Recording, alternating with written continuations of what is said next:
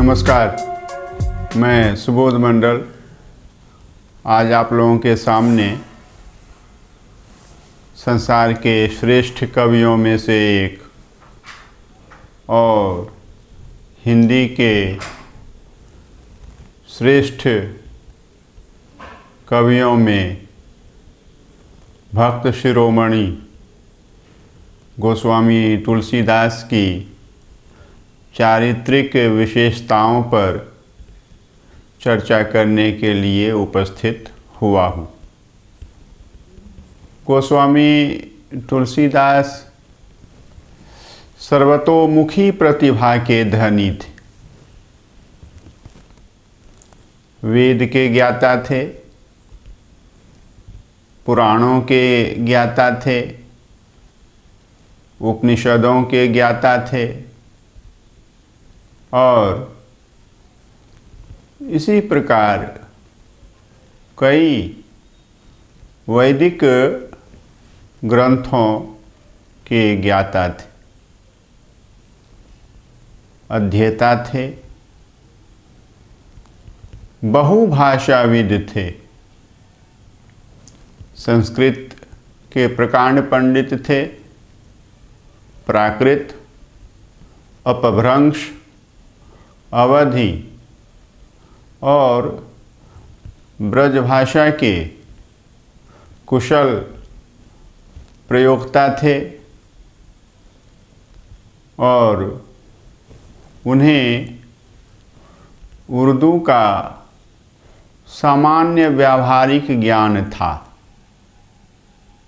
उर्दू में वह भले ही साक्षर न रहे हों, किंतु उर्दू के फारसी के शब्दों का उन्हें ज्ञान था, क्योंकि फारसी और उर्दू के शब्दों का उनके काव्यों में प्रयोग मिलता है।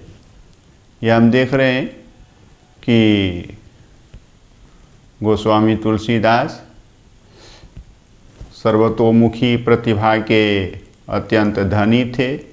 वेद, पुराण, उपनिषद आदि के अध्येता थे, ज्ञाता थे, बहुभाषाविद थे, संस्कृत, प्राकृत, अपभ्रंश, अवधि और ब्रजभाषा के पंडित थे, कुशल प्रयोक्ता थे।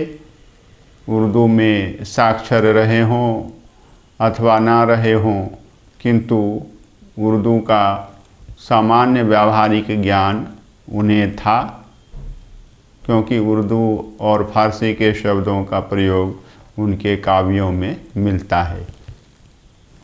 गोस्वामी तुलसीदास काव्य के मर्मज्ञ थे। उन्होंने अनेक काव्यों का अध्ययन किया हुआ था, अनुशीलन किया हुआ था और काव्य के मर्म के ज्ञाता थे और इसके साथ ही साथ अनेक शास्त्रों के भी ज्ञाता थे। व्याकरण शास्त्र के ज्ञाता थे, काव्य शास्त्र के ज्ञाता थे, ज्योतिष शास्त्र के ज्ञाता थे, भूगोल शास्त्र के ज्ञाता थे, नीति शास्त्र के ज्ञाता थे, योग शास्त्र के ज्ञाता थे, राजनीति शास्त्र के ज्ञाता थे, विधि शास्त्र के ज्ञाता थे, इतिहास शास्त्र के ज्ञाता थे, समाज शास्त्र के ज्ञाता थे। ऐसे ही अनेक शास्त्रों के वे मर्मज्ञ विद्वान थे और अनन्य भक्त थे। भगवान श्री राम के अनन्य भक्त थे, लोक मर्यादा के रक्षक थे, वेद की मर्यादा के रक्षक थे और इसके साथ ही साथ शास्त्रों की मर्यादा के भी रक्षक थे। उन्होंने वेद, लोक और शास्त्र की मर्यादा का कभी उल्लंघन नहीं किया, कभी अतिक्रमण नहीं किया। गोस्वामी तुलसीदास विश्व कल्याण के अभिलाषी थे, संसार के कल्याण की कामना करने वाले थे और विश्व बंधुता या विश्व बंधुत्व के भी परम अभिलाषी थे। जननी जन्मभूमि के पुजारी थे, मातृभूमि के भक्त थे, श्रद्धालु थे। ये महत्वपूर्ण विशेषताएं हैं जो गोस्वामी तुलसीदास के चरित्र को उज्ज्वलता प्रदान करती हैं, धवलता प्रदान करती हैं। और इन विशेषताओं के अतिरिक्त कुछ और भी सामान्य विशेषताएं हैं जो उनके चरित्र पर प्रकाश डालती हैं।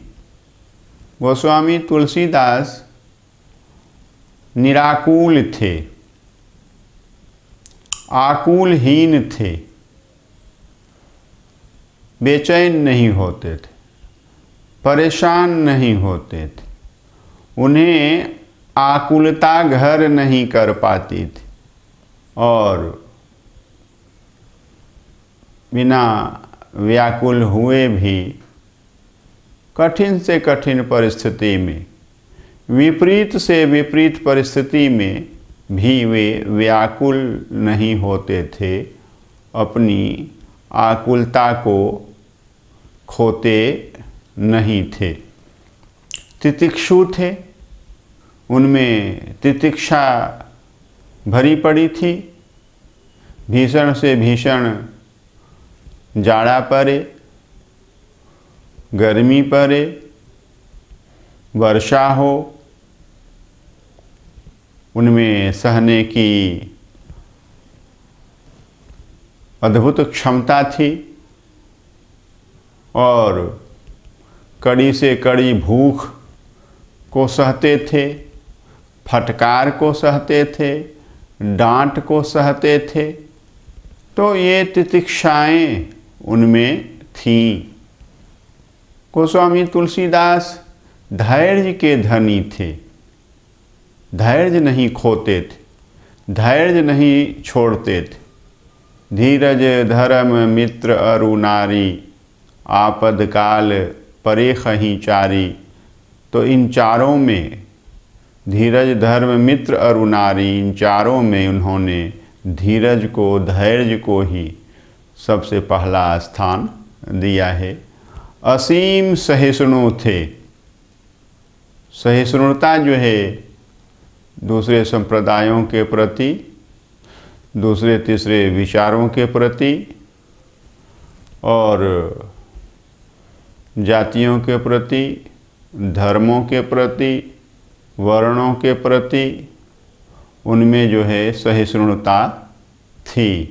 किंतु इन सब गुणों के बावजूद वे परले दर्जे के आत्मसम्मानी थे।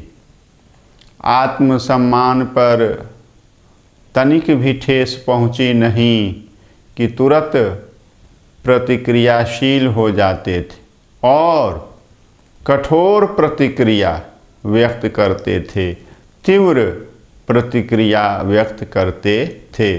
अपरिग्रही थे, संचय करने की उनमें प्रवृत्ति नहीं थी, संचय करने का लालच नहीं था, संचय करने की ललक नहीं थी, तनिक भी संचय करने की इच्छा नहीं थी। धन आदि, संपत्ति आदि, रुपया पैसा, सोना चांदी आदि परिग्रह करने की उन्हें तनिक भी लालसा नहीं थी। अपरिग्रही के अतिरिक्त वे दानी भी थे, दानशीलता से परिपूर्ण थे और लाखों लाख उन्हें दान में मिले और बहुत रुपये उन्होंने मानस के पाठ से प्राप्त किए, लेकिन मुक्त हस्त से खुले हाथों उन रुपयों को लुटा देते थे। गोस्वामी तुलसीदास सत्यवादी थे, उनकी सत्य में निष्ठा थी, असत्य में कभी विश्वास नहीं करते थे, स्पष्टवादी थे। गोपनीय ढंग से कुछ कहना उन्हें प्रिय नहीं था। जो कुछ भी कहना होता था बिल्कुल स्पष्ट रूप से कह देते थे और प्रत्यक्ष रूप से कहते थे। अप्रत्यक्ष रूप से भी कहने वाले नहीं थे, क्योंकि वे निर्भीक थे, निडर थे। बड़ा से बड़ा जमींदार हो, सामंत हो, राजा हो, साहसी हो, बदमाश हो, गुंडा हो, किसी से भी डरते नहीं। राम पर भरोसा था, राम पर अटल भरोसा था और उनकी यह धारणा थी कि राम जिसकी रक्षा करते हैं उसका कोई बाल बांका भी नहीं कर सकता है। निश्छल थे, तनिक भी छल कपट प्रपंच नहीं था, निष्कपट थे, उदार हृदय थे। उनका हृदय जो है बड़ा विशाल था, उदार था। सबके लिए हृदय में स्थान था। आजकल की तरह नहीं कि जरा सा मतभेद हुआ और उसको हृदय से निकाल फेंका, जरा सा मनभेद हुआ उसको हृदय से निकाल फेंका, ऐसा कुछ भी नहीं था। गोस्वामी तुलसीदास गुणग्राही थे, गुणों को ग्रहण करने वाले थे। संत हंस गुण गहहि पै परिहरहि वारी विकार। जो संत होते हैं और हंस होते हैं गुणों के ग्रहण करने वाले होते हैं, और जो असार है, जो गुणहीन वस्तुएं हैं, उन्हें त्याग देने वाले थे। और गुणग्राही होने के अतिरिक्त गोस्वामी तुलसीदास गुणवानों के प्रशंसक थे, गुणी जनों के प्रशंसक थे। गोस्वामी तुलसीदास विनोदशील प्रकृति के थे, विनोदशील प्रवृत्ति के थे, विनोद प्रिय थे। उन्हें विनोद प्रिय प्रतीत होता था और विनोद किया भी करते थे। अनेक स्थलों पर उनकी विनोदशीलता के हमें दर्शन होते हैं। इसके अतिरिक्त गोस्वामी तुलसीदास योगाभ्यासी थे, योग का अभ्यास किया करते थे, आसन प्राणायाम आदि किया करते थे। स्वस्थ रहने के लिए, शरीर को स्वस्थ रखने के लिए, मन को स्वस्थ रखने के लिए, एकाग्र चित्त होने के लिए, प्रभु में ध्यान लगा रहे, इसके लिए वे योग का अभ्यास बराबर किया करते थे। योग को, आसन को, व्यायाम को, प्राणायाम को वे शरीर और मन को रोग मुक्त करने का साधन मानते थे। आज हमने संसार के श्रेष्ठ कवियों में से एक और हिंदी के श्रेष्ठ कवियों में भक्त शिरोमणि गोस्वामी तुलसीदास के चारित्रिक वैशिष्ट्य को समझने का प्रयास किया है। और गोस्वामी तुलसीदास अपने इन्हीं गुणों के कारण, अपनी इन्हीं विशेषताओं के कारण काल की सीमा का अतिक्रमण कर अभी तक चिर स्मरणीय बने हुए हैं, यशस्वी बने हुए हैं और स्थान की सीमा का भी अतिक्रमण कर पूरे साहित्य जगत में अपनी अमिट छाप उन्होंने छोड़ी है और सारे संसार में उनका अध्ययन होता है और उनके पढ़ने वाले बहुत से जिज्ञासु हैं, उनको मानने वाले भी बहुत से जिज्ञासु हैं जो गोस्वामी तुलसीदास से और गोस्वामी तुलसीदास के काव्यों से प्रेरणा ग्रहण करते हैं और उदात्त गुणों की प्रशंसा करते हैं, गोस्वामी तुलसीदास के उदात्त गुणों की प्रशंसा करते हैं। बहुत बहुत धन्यवाद।